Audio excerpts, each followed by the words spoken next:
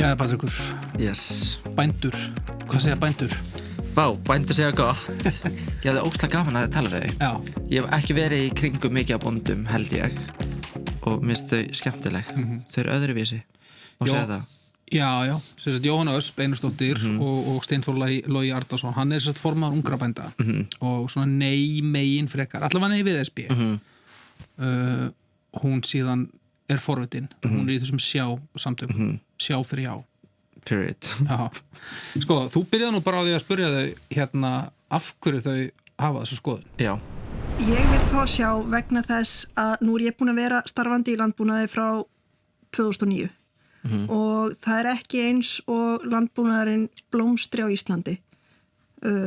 Búum fækkar, bændum fækkar, ég hef ekki farið í að reikna tímakaup af því að ég hef grunum að ég sé á launum eins og vinnuskólanemandi. Þannig að ég þorði bara ekki að fara að reikna tímakaupum mitt í landbúnaði. Ef við náum því. Þannig að ég held að það sé ofsalega mikilvægt að horfa á tækifæri sem að gætu falist í aðildarviðræðum eða verkfærum sem við gætum þá notað ef það kæmi nei í síðari þjóðaratkvæðagreiðslunni að þá gætum við samt eitthvað lært á ferlinu. Já, þess að hún er forvitin. Hún segir það svo mörgum spurningum ósvarað. Og mér finnst það alveg passa, eða mér finnst það mjög skiljanlegt. Að vera forvitin og vilja aðeins sjá. Hann hins vegar meðal annars talar sko þennan óvissu tíma sem að væri framöndan ef við vorum að fara í viðræður. Hvernig fannst þér það hljóma? Fannst þér þetta að vera svona skiljanleg? Mér fannst það skiljanlegt líka út af því að hann sem við tölum við hjá Heimssýn, hann var líka að tala um þennan tíma. Hann myndist á þetta, þannig að ég hugsa að þetta hlýtur að passa. Fyrir mig sem ungan bónda og þá sem ég er forsvari fyrir og svo sem bara bændur alla að þá er það dýru keypt þótt að eins og ég segi og ég ætla bara að segja það með það tímabil bursi frá inngöngu í Evrópusambandið þá er það mjög dýru keypt að vita ekki hvað framtíðin ber í skauti sér af því að þetta eru grundvallar breytingar á starfsskilyrðum í landbúnaði. Og þá er svo erfitt fyrir fólk bara að taka ákvarðanir í sínu rekstri sem við gerum oft á dag og bara alla dag og við erum alltaf að taka ákvarðanir og sumar litlar sem að skipta miklu máli til lengri tíma af því að landbúnaður er svona hægfara svolítið hlutin eru lengi að koma tilbaka en síðan líka og ennþá frekar stærri ákvarðanir eins og stórar fjárfestingar í mannvirkjum, í ræktun sem að eru svo mikilvægir að því að við erum, landbúnaðurinn á Íslandi er þótt að það megi margt verið betra, þá er hann samt alveg á flegi ferð. Annað sem að þau voru mikið að tala um hjá mér og reyndir hjá þér líka, það voru bara möguleg niðurfelling tolla og styrkir. Já. Og hvaða áhrif það myndi hafa á íslenska landbúnað. Sem að er stærsta breytingin í þessu öllu saman og það er náttúrulega að við fellum niður okkar vendartolla á landbúnaðarafurðir. Þetta eru það miklar upphæðir og reynslan í öðrum löndum eins og Finnland og Svíþjóð og sína það að það gerist ekki nema litlu leyti af því að við verðum líka svo bundin af breytingarna sem verða á stuðningskerfinu sem við höfum fyrir. Kannski geti þetta verið á pari við það en þá stendur allt hitt eftir sem eru alveg umtalsverðar fjárhæðir. Við sjáum það hvernig þegar Finnar gengu inn að þá ég gef mér ekki annað en að Finnar hafi ætlað að verja sín landbúnað, að verja sína bændur þannig að þeir getu áframstunda landbúnað en raunin varð svo að afurðaverð þeirra lækkaði 40% og matvælaverð 11%. Ekki 25% eins og hefur oft verið kastað fram núna í umræðinni en það var, sú lækkun var öll sótt til bænda. Það eru náttúrulega greinar sem að búa við hvað mest á tollvernd sem að eru til dæmis mjólkurframleiðslan að miklu leyti þótt hann búi líka við stuðning framleiðsla á kjöti heilt yfir er það sem er undir í tollum í dag, egg líka alifugglakjöt er þarna stóri póstar, nautakjöt og þar fram eftir götum. Það sé kannski svona mesta líkur á því að verði eitthvað rask í rekstri hér á landi þá? Já, verulegt rask þar sem að tollarnir eru hæstur og það alveg búgreinar sem að búa ekki við neitt stuðning annan en tollvernd, að þá náttúrulega búið að afnema allan þeirra stuðning sem náttúrulega bara... Og kem ekki til staðinn eitthvað annað heldur? Ekki nema í einhverjum útfærslum sem að kannski væru. Já, það virðist alveg vera þannig að að sem sagt, mér heyrustu vera nokkuð sammála það að þetta sko innganga í ESB myndi hafa verulega áhrif. Steinþór kannski svona meira vissum að þetta muni hafa neikvæð áhrif á afkomu bænda eða hvað, er það ekki svona? Jú, Já. En svo voru það að tala að það væri þarna einhver reglugerð 1,206 eða eitthvað sem þarna 1,42, já, eitthvað að þá gæti ríkið, þú veist, styrt á móti Já. og þá kemur það þá ekki á nulli. Það spurning, þau rættu þetta líka einmitt hjá mér. Þú veist, ef að Evrópusambandið að styrkja og svo styrkir ríki á móti, myndi það þá ekki koma nulli og væri það þá ekki hagstæðara fyrir íslenska ríkið? Það bara, þetta hérna sem verulega góð spurning. Ég hugsaði það, en ég ákvað spyrja ekkert út í það. Þú veist, þau eru ekki hagfræðingar. Evrópa vill sjá landbúnað í öllum sínum ríkjum eða löndum og það sem að gerist ef að landbúnaður leggst af að þá slokna ljósin í dreifbýlinu að einhverju leyti og það alveg jafn mikið hagsmunamál Evrópu að það sé byggð áfram í Dalabyggð og Reykhólahreppi eins og að það sé byggð í uppsveitum Frakklands. Þannig að þau eru með þetta styrkjakerfi til þess að styðja við þessar dreifðu byggðir og þetta byggðaþróna mál. Svo var annað sem að þau rættu bæði sem sem sagt innflutningur dýra. Þau rættu það hjá þér og þegar ég spurði þau sko, hvaða hluti þau myndu vilja leggja áherslu á ef að þau var í samninganefnd Íslands þá sögðu bæði 1, 2, 3 flutningur á lifandi dýrum. Mér finnst alveg ofsalega mikilvægt að horfa á innflutning á lífdýrum og sjúkdómavarnir og til þess að fá undan þá þarf að vera svona vísindi á bakviða og þá þurfum við að vera með sterk rök þannig að við þyrftum þá að hefja rannsóknir og taka stöðuna hvað þýðir það ef við leifum bara óheftan aðganga hrossmegi flytjast til landsins. Hvað myndi það þýða fyrir íslenska hestin? Og þetta var einmitt það fyrsta sem að kemur upp í huga minn að þetta alveg óhaggalegt af okkar hálfu til ég að verða að vera að við tökum ekki þátt í þessu frjálsa flæði á dýrum hingað eins og þótt að væri kannski ódýrar að fara í sláturhús í einhverju öðru landi eins og stundaði í Evrópu að keyra með dýrin langt til þess að sækja ódýra sláturinn en þá held ég að það væri ekki gott fyrir okkur en samt sem áður og þá kallar þetta á breytingu á stoppsáttmála Evrópusambandsins sem að þau verða þá að vera tilbúin til að gera og það ekki gert á hverjum degi, þetta eins og stjórnarskráin okkar en hver veit?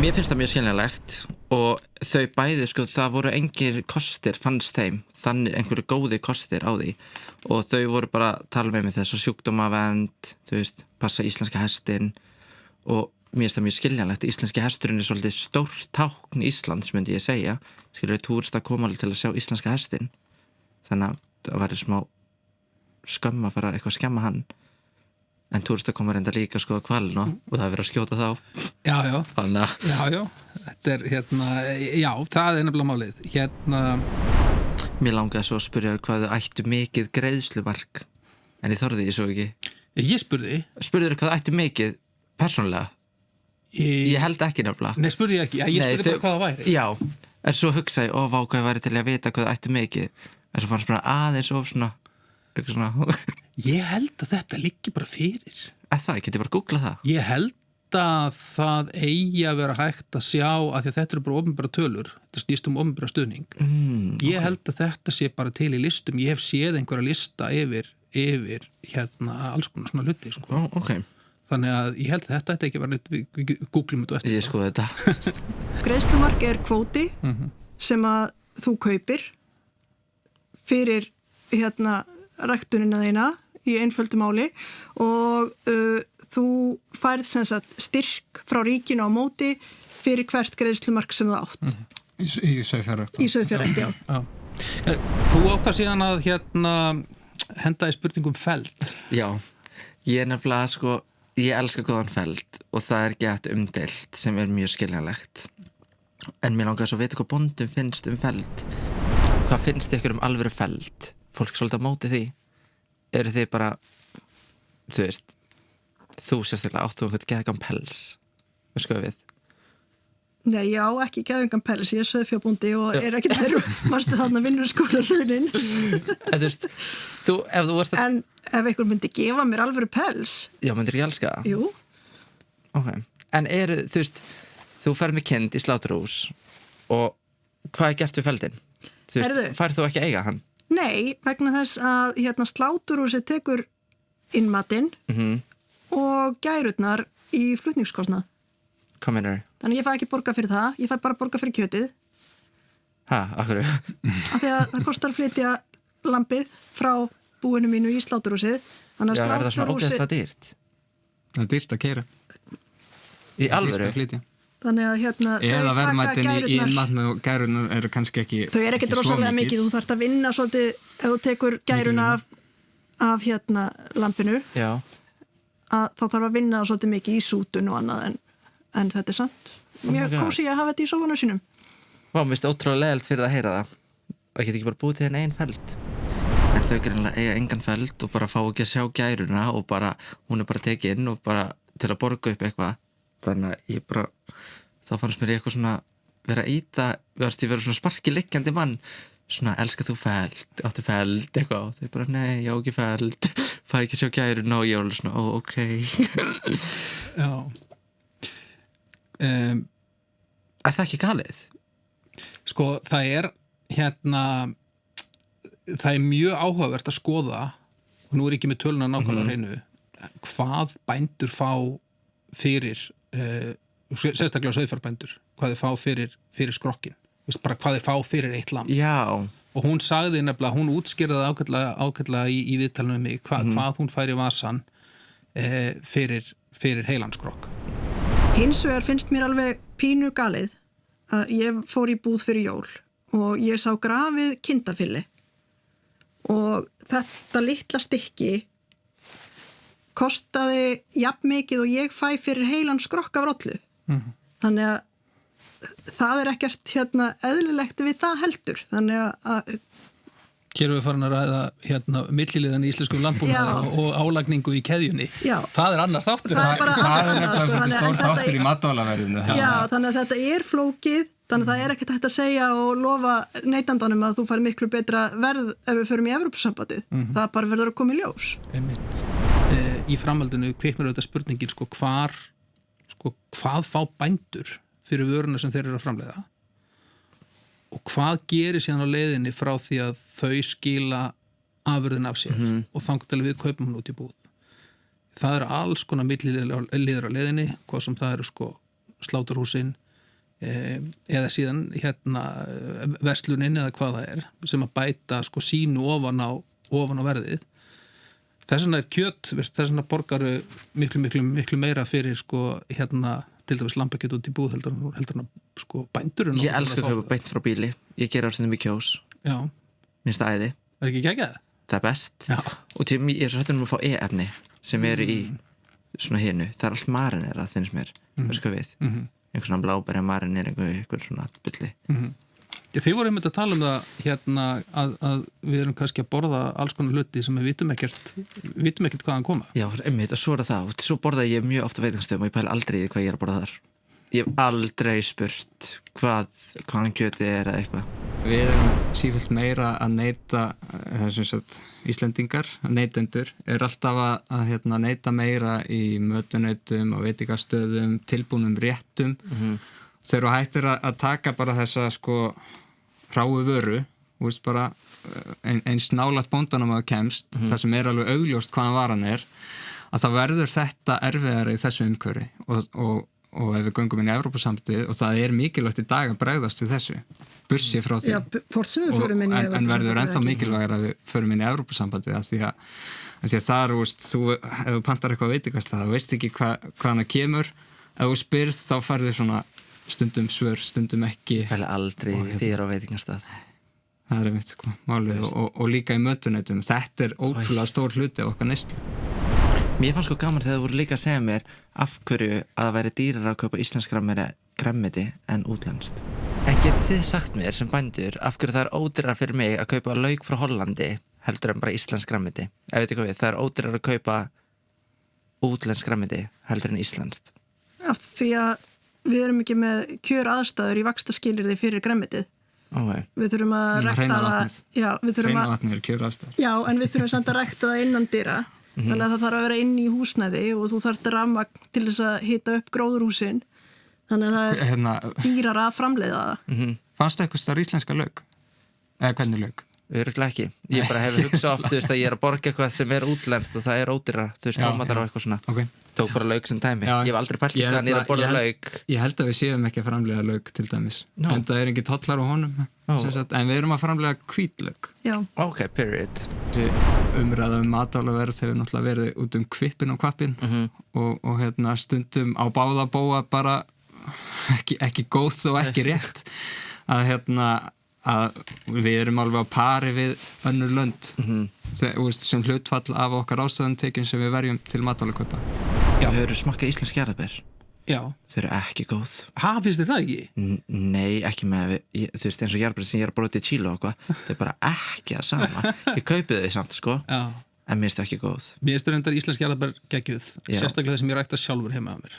Finnst þau betur en þau sem rækta sjálfur heima? Nei, mér finnst þau sem ég rækta sjálfur, mér finnst þau best. Já. Auðvitað. Mann finnst það alltaf. Eins og mann finnst börnin sín miklu fallegri en önnur börn og allt svona. Miklu klárar og skemmtilegri og allt það.